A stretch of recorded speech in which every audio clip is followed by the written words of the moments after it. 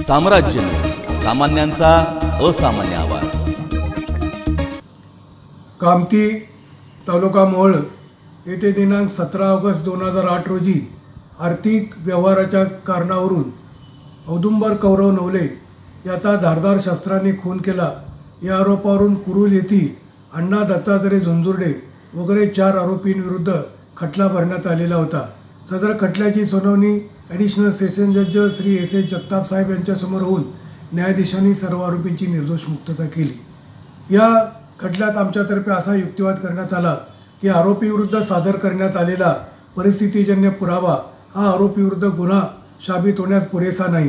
उलट या खटल्यात न्यायालयाच्या पुढे असे आलेलं आहे की जो फरारी आरोपी आहे त्याचे व मैताचे भांडण होते, त्याबद्दल त्या फरारी आरोपी व त्याच्या नातेवाईकांनी मैताला जीवे मारण्याची धमकी दिलेली होती।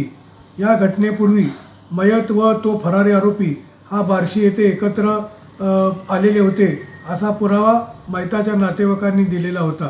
अशा परिस्थितीमध्ये या आरोपींविरुद्ध चार्जशीट पाठवणे हे केवळ आरोपींना त्रास देण्याच्या हेतूनेच केलेले होते असा आमचा युक्तिवाद होता।